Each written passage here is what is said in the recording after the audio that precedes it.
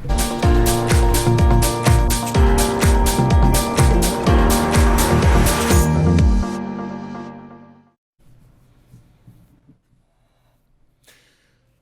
m'interroge ce jour sur la question de la mauvaise implémentation du projet d'accélération de la transformation numérique au Cameroun. Le ministre des Postes et Télécommunications, Mined Libong Liliking, a présidé le 23 août dernier, dans la capitale économique camerounaise, la cérémonie de lancement officiel du projet PATNUC, projet d'accélération de la transformation numérique au Cameroun. Bien avant cela, le 6 décembre dernier, le président de la République habilitait le MINEPAT à signer avec l'Association internationale de développement, filiale de la Banque mondiale, cet accord de crédit. Il avait dit, je cite, « Il est question de créer un véritable cadre stratégique, politique et de régulation favorable à une transformation digitale inclusive dans notre pays, ce qui conduira au développement d'un marché dynamique du haut débit, offrir des services digitaux sûrs, résilients. Deuxièmement, le PATNUC devrait conduire à une meilleure couverture digitale et favoriser l'inclusion à travers l'extension de la connectivité des réseaux, la connexion des derniers kilomètres.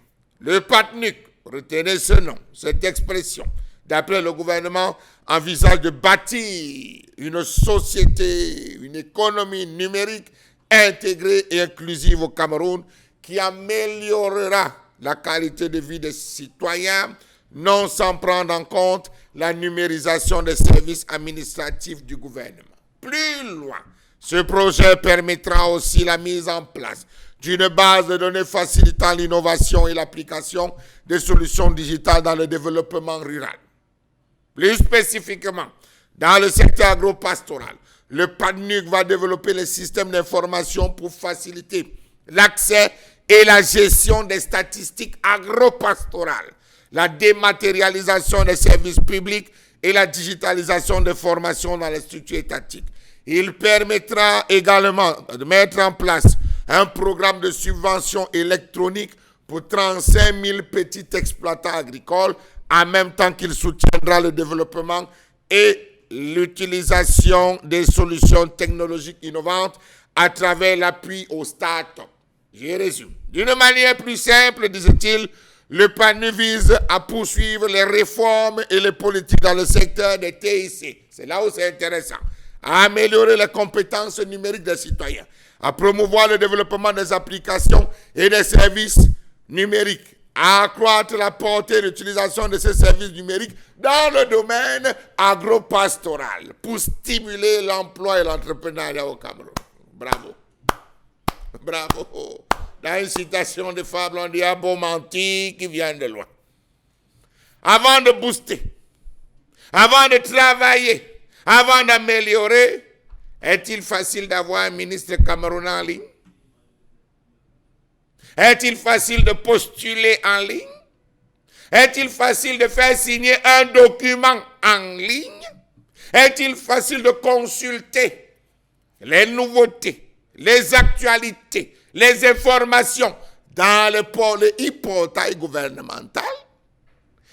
Est-il facile au Cameroun d'accéder en ligne à la présidence de la République pour y demander une audience, comme cela se fait dans plein de pays aujourd'hui? Vu sous cet angle, ce projet est trop beau pour être vrai. Mieux il s'agit d'une affaire dans l'affaire qui, à bonne observation, friserait la poudre de perlimpempem. Chaque fois que le gouvernement évoque la question du numérique au Cameroun, on a le sentiment qu'il ne va jamais jusqu'au bout des choses. Or, la transformation digitale ne devrait pas être perçue comme un simple effet de mode. C'est un impératif. De nombreux experts dans le domaine ont eu cesse de tirer la sonnette d'alarme en demandant aux décideurs de travailler sur une stratégie qui intègre toutes les problématiques liées aux entreprises, aux institutions et aux hommes.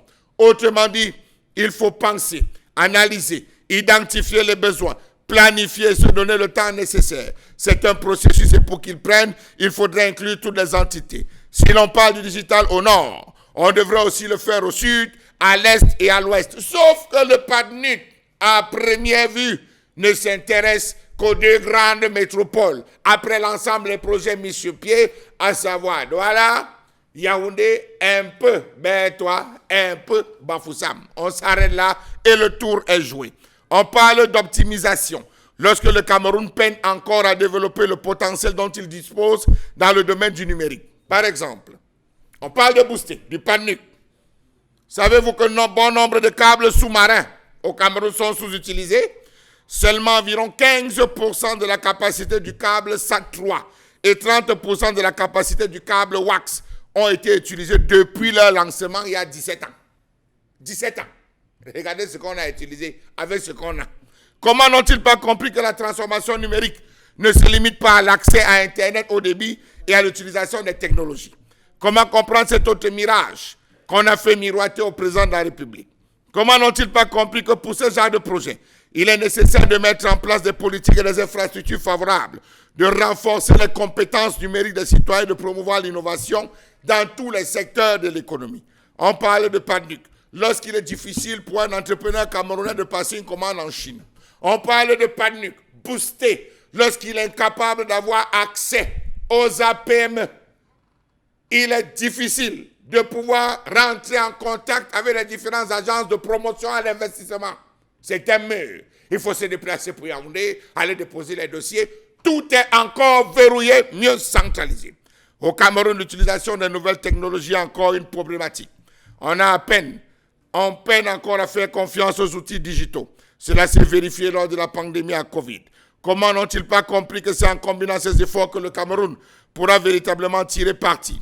De quel agriculteur parle-t-on lorsque le Cameroun n'a que des cultivateurs?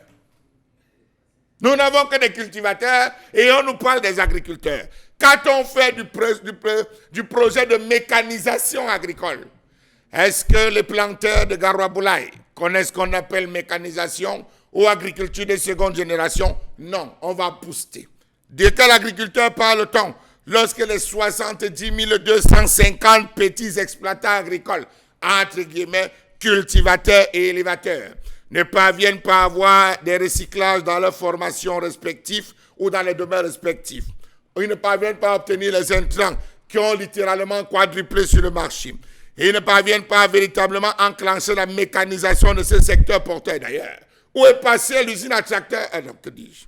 Ils ne parviennent pas à écouler leurs produits sur le marché, à obtenir des crédits viables pour le développement de leurs activités. À quoi servira-t-il à un exploitant agricole d'avoir une connexion Internet lorsqu'il n'a pas accès à la lumière? Je parle comme au quartier. Il n'a pas accès à l'eau. Il boit les mêmes eaux que ses bêtes. Il n'a pas de route. Absence de moyens de communication. Internet, oh, viens nous sauver.